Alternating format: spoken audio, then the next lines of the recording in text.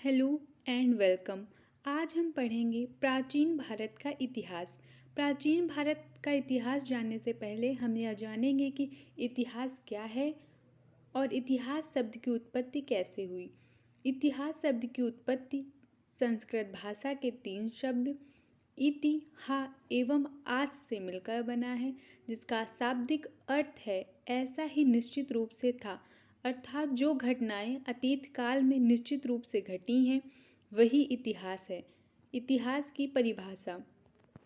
इतिहास सामाजिक विज्ञान की वह शाखा है जिसके अंतर्गत अतीत काल की घटनाओं या उससे संबंध रखने वाले व्यक्तियों का काल क्रमानुसार अध्ययन किया जाता है। साधारण भाषा में कहा जाए तो मानव विकास के उस काल को इतिहास कहा जाता है जिसका विवरण लिखित रूप में उपलब्ध है। इतिहास को तीन भागों में बांटा गया है: प्राचीन काल, मध्यकाल और आधुनिक काल। प्राचीन काल को पुनः तीन भागों में बांटा गया है: प्राग ऐतिहासिक काल, आद्य इतिहास और ऐतिहासिक काल। प्राग ऐतिहासिक काल में हमें औजारों की प्राप्त होती है, लेकिन लिखित साक्ष्य नहीं मिले हैं। यह काल हड़प्पा सभ्यता के पहले का काल था। आद्य इतिहास, इसमें हमें औजारों की प्राप्ति हुई है और लिखित साक्ष्य भी मिले हैं, लेकिन इन लिखित साक्ष्य को अभी तक पढ़ा या समझा नहीं जा सका है। इसके अंतर्गत हड़प्पा सभ्यता आती है। ऐतिहासिक काल में हमें औजार और लिखित साक्ष्य मिले हैं। इस लिखित साक्ष्य को पढ़ा और समझा जा सकता है। इसके अंतर्गत वैदिक काल, मौर्य काल और अन्य काल शामिल हैं। प्राग ऐतिहासिक शब्द प्राग प्लस इतिहास से मिलकर बना है, जिसका अर्थ है इतिहास से पूर्व का युग। प्राग ऐतिहासिक काल। रॉबर्ट ब्रूस फुट को प्राग ऐतिहासिक काल का पिता कहा जाता है। रॉबर्ट ब्रूस फुट ने 1863 ईस्वी में तमिलनाडु के पल्लमपुरम में एक पत्थर का औजार खोजा था जो लगभग 13 लाख वर्ष पुराना था। लॉर्ड कैनिंग ने 1861 ईस्वी में भारतीय पुरातत्व सर्वेक्षण संस्कृति मंत्रालय के अधीन एक विभाग की स्थापना की। पुरातत्व विभाग के पहले अध्यक्ष अलेक्जेंडर कनिंघम को बनाया गया था। अलेक्जेंडर कनिंघम को भारतीय पुरातत्व विभाग का पिता भी कहा जाता है। लॉर्ड कैनिंग के समय ही 1857 की क्रांति हुई। लॉर्ड कैनिंग को भारत का प्रथम वायसराय भी कहा जाता है।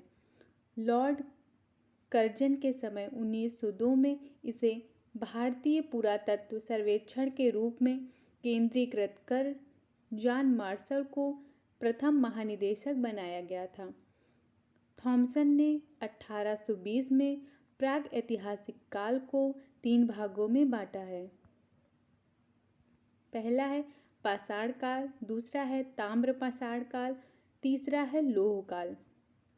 पाषाण काल को इन्होंने पुनः तीन भागों में बांटा है: पुरा पाषाण काल, जिसकी समय अवधि है 25 लाख ईसा पूर्व से 10,000 ईसा पूर्व। दूसरा है मध्य पाषाण काल, जिसकी समय अवधि है 10,000 ईसा पूर्व से 4,000 ईसा पूर्व। तीसरा है नवपाषाण काल, जिसकी समय अवधि है 4,000 ईसा पूर्व से 1,000 ईसा पूर्व। ताम्र पाषाण काल को चालकोलिथिक युग या कांस्य युग भी कहा जाता है। इस समय तांबे की खोज की गई। लौह काल, लगभग 1,000 ईसा पूर्व में लोहे की खोज उत्तर प्रदेश के कतरंगी खेड़ी में की गई। पुरा पाषाण काल। पुरा पाषाण काल में हमें मोटे औजार मिलते हैं। इस समय मानव ने आग की खोज कर ली थी। इनका मुख्य व्यवसाय आखेट था। ये पशुओं का शिकार करते थे। इसके स्थल थे भीमबेटका, जो भोपाल में है। भीमबेटका गुफाओं के शैल चित्र के लिए प्रसिद्ध है। यूनेस्को ने भीमबेटका शैल चित्रों को विश्व विरासत सूची में सम्मिलित किया है। इसके अन्य स्थल है मिर्जापुर, जो उत्तर प्रदेश में है। आज तक का सबसे प्राचीन पुरा पाषाण स्थल बोरी, जो मुंबई में है। यह 14 लाख वर्ष पुराना है। मध्य पाषाण काल। इस समय पशुपालन की शुरुआत हो चुकी थी। पहला पालतू पशु कुत्ते को बनाया गया था। इसका साक्ष्य हमें मध्य प्रदेश से मिलता है। मध्य पाषाण काल के औजार नोकीले तथा चमकीले थे। इस समय तांबे की खोज की जा चुकी थी। तांबे की खोज 5000 ईसा पूर्व मालवा में की गई। इसके स्थल थे प्रतापगढ़ जो उत्तर प्रदेश में है, दायमाबाद, चंदौली। प्रतापगढ़ से हमें शव की प्राप्ति होती है। इसमें हमें कई युग्मों के शव मिलते हैं, अर्थात स्त्री और पुरुष को साथ में दफनाया हुआ था। इससे हमें पता चलता है कि उस समय भी कहीं न कहीं सती प्रथा विद्यमान थी। नवपाषाण काल। इस समय कृषि की शुरुआत हो चुकी थी। जाहिर सी बात है, कृषि की शुरुआत हो जाने से लोगों ने अस्थायी जीवन जीना शुरू कर दिया था। इस समय लोगों ने आग का प्रयोग करना सीखा, जबकि आग की खोज पूरा पाषाण काल में ही हो चुकी थी। मानव ने घड़ा बनाया तथा पहिए की खोज की। इसके स्थान थे मेहरगढ़ जो पाकिस्तान में है, लहुरा देव जो उत्तर प्रदेश में है, बुर्ज़होम जो जम्मू कश्मीर है। कृषि के प्राचीनतम साक्ष्य मेहरगढ़ में मिलते हैं जो 7000 ईसा पूर्व हैं, लेकिन वर्तमान में सबसे प्राचीन कृषि के साक्ष्य लहुरा देव में मिलते हैं। यह 8000 ईसा पूर्व के हैं।